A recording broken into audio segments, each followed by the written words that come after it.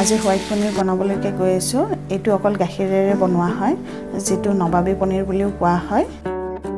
বলক ভিডিঅ'টোলৈকে গৈ থাকোঁ কেনেকৈ বনাওঁ।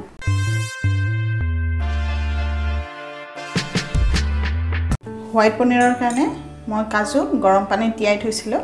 এইখিনি মই পেষ্ট কৰি লম। মই ইয়াতে আৰু বেলেগ একো নিদো, অকল কাজুই পেষ্ট কৰি। এয়া মই কাজুটো পেষ্ট কৰি লম। কেৰাহী গৰম হোৱাত মই তেল দি দিলোঁ। মই ৰিফাইন তেলত বনাম হোৱাইট পনীৰটো। মই পনীৰখিনি অলপ ভাজি লম।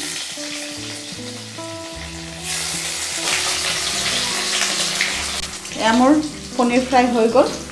মই এতিয়া উঠাই দিম। এইটো তেলতে মই এচামুচ ঘি দিলোঁ। এই ৰেচিপিটো সম্পূৰ্ণ ঘিটো বনাব পাৰে। এতিয়া ঘিটো গৰম হৈ গ'ল। ইয়াতে মই তেজপাত এখিলা দি দিলোঁ।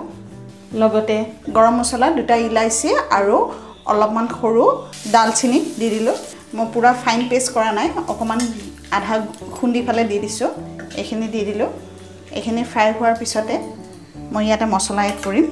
এই মছলাত পাউডাৰ মছলাটো ইউজ কৰিব পাৰে। মই অকমান পেষ্ট মছলা ইউজ কৰিছোঁ।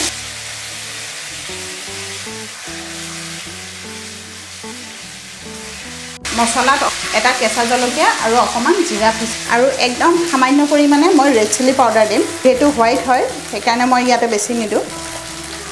একদম সামান্য পৰিমাণে দিম। এটো যদি নিদিলেও কোনো কথা নাই।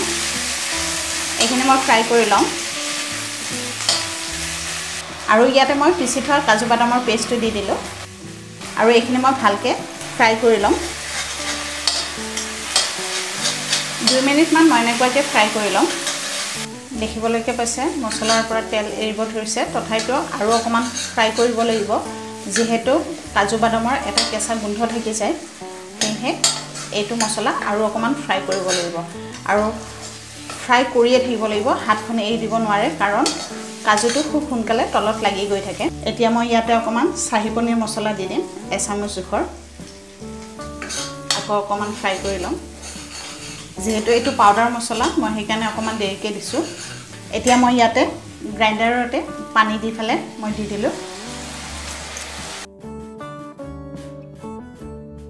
মছলাই তেল এৰি দিব ধৰিছে। ইয়াতে মই অকমান ফ্ৰাই কৰি লম। মাজে মাজে লৰাই থাকিব লাগিব, কাৰণ কিয় কাজু দিয়া হৈছে অকল। কাজু পেষ্টটো তলত লাগি গৈ থাকে। এতিয়া মই ইয়াতে গাখীৰ এড কৰিম। গাখীৰটো মই কুহুমীয়া হৈ আছে। এই গাখীৰটো দি দিম। গাখীৰটো দিয়ে মই লৰাই দিম, আৰু অকমান গাখীৰ মই পিছত দিম। আৰু মই এতিয়ালৈকে ইয়াতে নিমখ দিয়া নাই। এতিয়া অকমান ফ্লেমটো হাই কৰি দিম। ইয়াতে মই চেনি এড কৰিম এচামুচ। যদি বেছি খাই বেছি দিব পাৰে। আৰু লগতে মই নিমখটো দিম। সোৱাদ অনুসৰি মই নিমখটো দি দিলোঁ।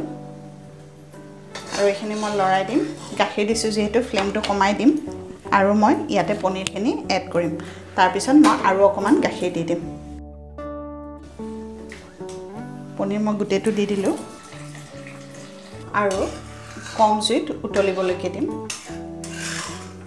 এই হোৱাইট পনীৰটো বনাওঁতে বেছি সময় নালাগে, সোনকালে হৈ যায়।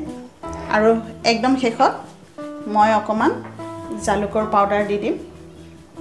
আৰু একদম শেষ হৈ গ'ল। এতিয়া মই ইয়াতে 1.5 চামুচ ঘি দি দিম। আৰু মই গেছটো অফ কৰি দিম এতিয়া। দেখিবলৈকে পাইছে কালাৰটো ধুনীয়া আহিছে। 2 মিনিট ৰেষ্ট কৰাৰ পিছত আপোনালোকক দেখুৱালোঁ। দেখিছে কালাৰটো ধুনীয়া আহিছে। মই এতিয়া আপোনালোকক ছাৰ্ভ কৰি দেখুৱাম। এই নবাবী পনীৰটো যিয়ে কয়, হোৱাইট পনীৰ বা নবাবী পনীৰ যিয়ে আপোনালোকে কয়, এইটো পুৰিৰ লগত, ৰুটিৰ লগত, নানৰ লগত বা নাইবা পোলাও, প্লেইন ৰাইচ এনেকুৱা গোটেইবোৰৰ লগতে খাই ভাল লাগে। এবাৰ যদি ট্ৰাই কৰা নাই, ঘৰত ট্ৰাই কৰি চাবচোন, খুব টেষ্টি হয়। যদিহে মোৰ এই পনীৰৰ ৰেচিপিটো ভাল লাগিছে, তেতিয়াহ'লে মোক লাইক কৰিব, শ্বেয়াৰ কৰিব আৰু মোৰ চেনেলটো ছাবস্ক্ৰাইব কৰি মোক উৎসাহিত কৰিব।